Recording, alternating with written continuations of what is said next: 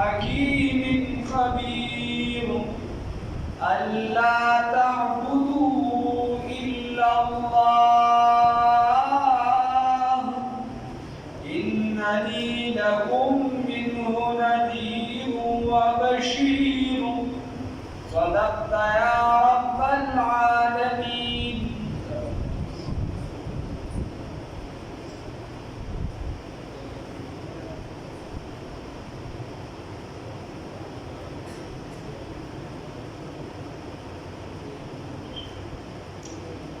حدیثنا دا الله رب العزت په فضل او کرم سره هم د سورۃ هود شروع کړه. دې سورۃ هود ذکر ویل شي چې په دې کې د هود علیه السلام واقعات دا حالات او هود علیه السلام د نوح علیه السلام پسې بیا په احکام کې راغلي او د دې سورۃ د مخکې 51 سورتونه چې دا را نازل شوي، یعنې 52 نمبر سورت دی د نزول په اعتبار سره. مخکې سورت کې هغې دعوه وه او د هغې موضوع دعوت الی القرآن، او د دې سورت موضوع او دعوت چې ده نو هغه دعوت الی التوحید، د الله رب العزت د وحدانیت طرف ته رابلل، د هغې طرف ته څه دی دعوت دی. د دې سورت موضوع یوه بله خبره دا ده چې په دې سورت کې د څه پیغمبرانو حالات بیان شو. اوس د نورو پیغمبرانو حالات په دې سورت کې د څو هغه بیانېږي او د څو پکې تفصیلات بیانېږي، لکه د موسی علیه السلام واقعات د اجمالا ذکر شوي د تفصیل. بیا الله رب العزت فرمایي الف لام را الله پوهه دی په معنی د دې حروفو باندې. نو دا بعض علما فرمایي چې دا د الله رب العزت راز او نیاز والا کلام دی، یعنی بس دا د الله کوم علم دی چې کوم الله مبهم پرېږدي بس هغه مبهم پرېږدي، هغې کې ګوتې مه یا بعض علما وایي د الله رب العزت او د رسول الله صلی الله علیه وسلم ترمنځ چې کوم د راز او نیاز خبرې دي او کوم د هغې ترمنځ تعلقات دي پټ چې یعنې یو بل سره رابطه ده اشارو والا چې کوي، نو هغه د حروف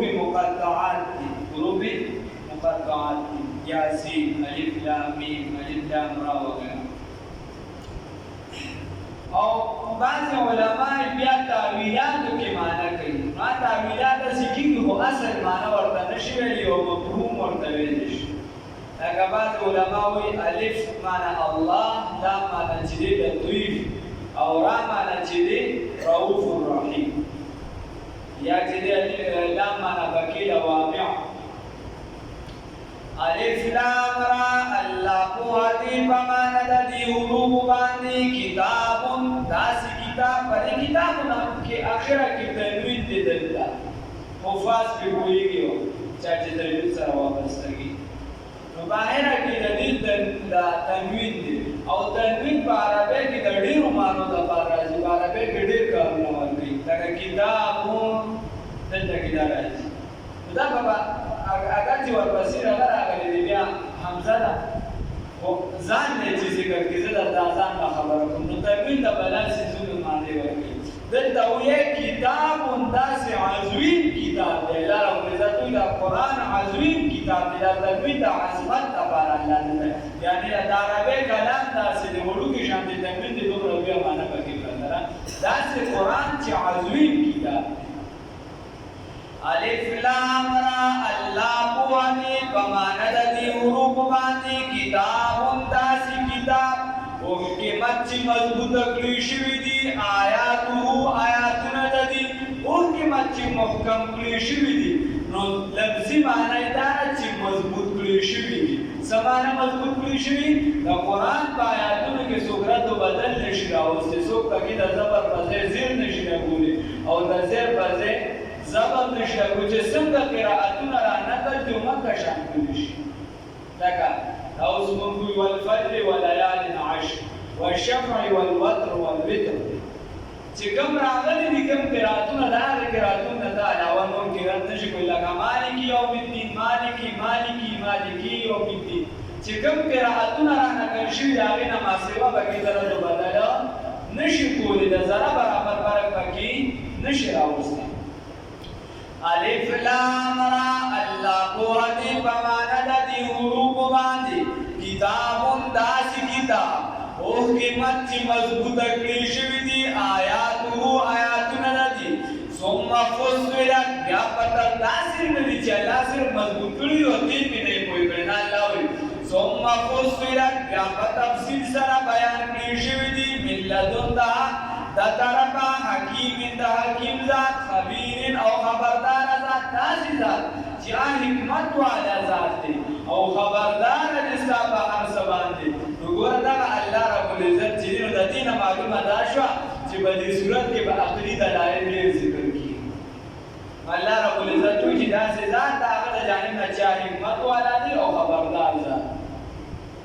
بل الله سوئی الله تعبدو چې تاسو عبادت وکړئ نو ګوره دا وایي درته سر کې کېښوده سر کې خلک دا مضمون په سر کې خبره راوړي چې خلکو ته پته ولګي چې دا دې باره کې نو دا وایي درته کېښوده الله تعبدو الا الله چې تاسو به عبادت نه کوئ نو د هیچا عبادت به نه کوئ نه الا الله مګر صرف د یو الله عبادت به د چا کوئ صرف د الله إنني الله دين شيري نستنا شير شكر ميش وجال الله تعبدوا إلا الله تتاسو عبادت نكوي مگر صرف يو الله إنني يقينا لكم استاسو دبارا من هدى الله دجانبنا نذير يرون كيم وبشير أو شهب وركون كيم چې اسلام راوړو دین راوړو توحید طرف ته او اعمال صالحه کوي نو د هغې دپاره ویزه زیری او چې څوک بدي کوي په کفر کې اخته وي نو د هغې دپاره بیا یروونکي د عذاب نه یروونکي وان استغفروا ربکم او دا خبره چې استغفروا طلب کې استغفار لره بخښنې لره ربکم د رب خپل نه بخښنه وغواړئ زه د دې لپاره راغلی یم چې تاسو ته ووایم چې د خپل رب نه بخښنه وغواړئ د دې وجې حدیث کې راځي ګوره د امت د تعلیم لپاره رسول الله صلی الله علیه وسلم په ورځ کې پخپله فرمایي اویا ځله پرې زه څه ویم استغفار ویم اویا ځله پرې استغفار ویم او بل حدیث کې راځي چې سل پرې استغفار دا د امت د تعلیم لپاره نو د پیغمبر درجه چې نن هغه پاک وي د ګناهونو نه پاک وي امام غزالي صاحب پکې بیا وجې لیکلي یو وجه پکې دام ده چې پیغمبر څومره استغفار کوي نو دا د دې لاندې درجې باندې کوي د دې نه راځي وخت تر وخته ورته بله درجه ملاوي د هغې نه بیا نور په بله ځای نه بیا مکاشفة القلوب کې شته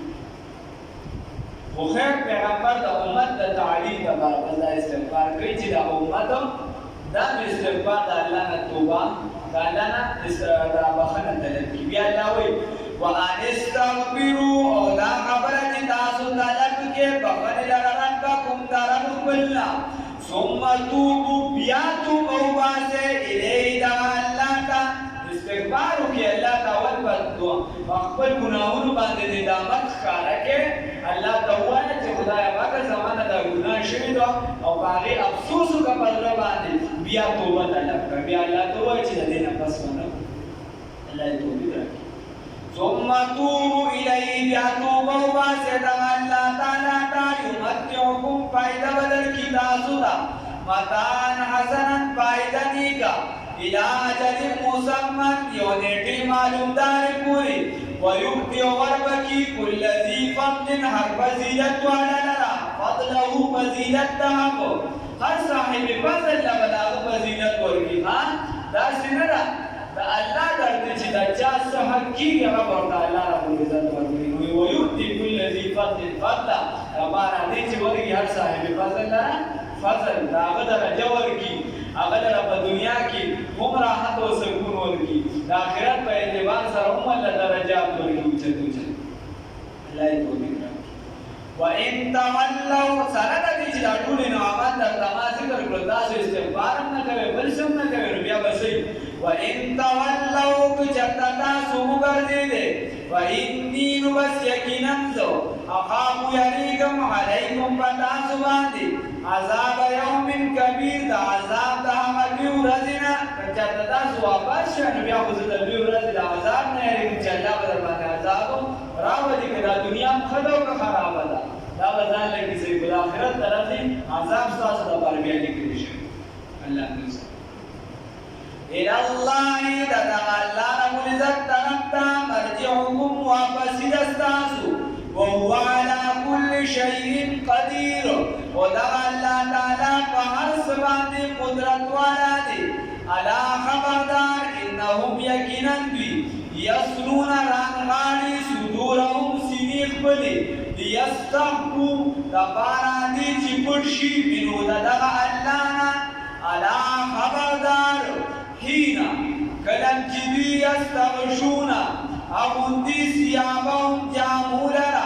يعلمون قوي دا الله تعالى ما باغ سباندي يسرون جدي پټوي وما وباغ سباندي يعلنون جدي اخکار کوي انه یقینا دا الله تعالى عليم فؤاد بذات الصدور برازونو د سینې باندې سینو باندې خبر دا نتیجه کې د دې آیات متعلق دوه شان نزول راغلي یو خبر دا ده چې د صحابه ورته کې حیا ډېر زیات ده نو صحابه چې کله خپل بیبيانو ته نږدې کېدو کپړې مپړې بدلې شي د دې ډېر زیات شرمنده ډېر زیات چمړه خو ګوره الله رب العزت نن ویني او موږ جامې وباسه نو دې ډېر زیات تاسو راغون شو بس سر په پسینه باندې یعنی ځان ته د پټولو کوشش کولای نو الله رب العزت ورته وی چې نه دا خدا سو هغه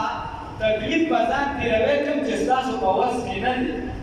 تاسو په واس کې نه دا تاسو انساني ضرورت دی تاسو خپل حاجت پورا کوي باندې تاسو الله نه راټیږي دا صحیح نه ده چې جامې واچو دي کوانه چې الله رب العزت دی ویني الله تعالی الله عالم دی دا ستاسو چې کوم په واس کې راته پاره کې اوقات او دویم نمبر چې کله به ودی او د اسمان دي تم کې ناسل ډیر زیات په شرمېدو ډیر زیات د اثر به راخته کوډې دا چې غزان چې سړی راوړ کې وډی کې شان دي اکه شان میزان جوړ کو او د الله نه ډیر زیات حیا کول ډیر زیات الله رب العزت ورته وی چې نه دا خو انساني ضرورت دی تاسو دا خو تاسو خپل ضرورت پورا کوي لہذا هغه تکلیف چې کوم تاسو په واس کې نه الله رب العزت بچا باندې زیاتی تکلیف نو ورته چې کوم تاسو په واس کې نه هغه باندې اعلان نه درځي ښا نو دا آیات صحابه د الله رب العزت وایي که تاسو جامې کوم حالت کله جامې دا سنیا چې یو بازار باندې راچوي نو په دا حالت الله په ټول حالت باندې عالم دی الله په هر څه باندې عالم دی الا خبردار انهم یقینا یسنون صدورهم رانغاړي دي سینو خپل لرا یستقو منه دا بارتی چې دی پړ شي دا الله نه الا خبردار حینا وهغه وخت کله چې یستبشون او دې سیابهم قبولنا یعلمون بواد دا پویږي دا الله تعالی ما په هغه سبان دي یسرون چې دی پټوي او په هغه سبان دي چې دی ښکارا کوي انه یقینا دا الله تعالی علیم فؤادی بذات الصدور برازونو د سینو باندې سب سینه کې چې سړي ته چې الله رسول حیا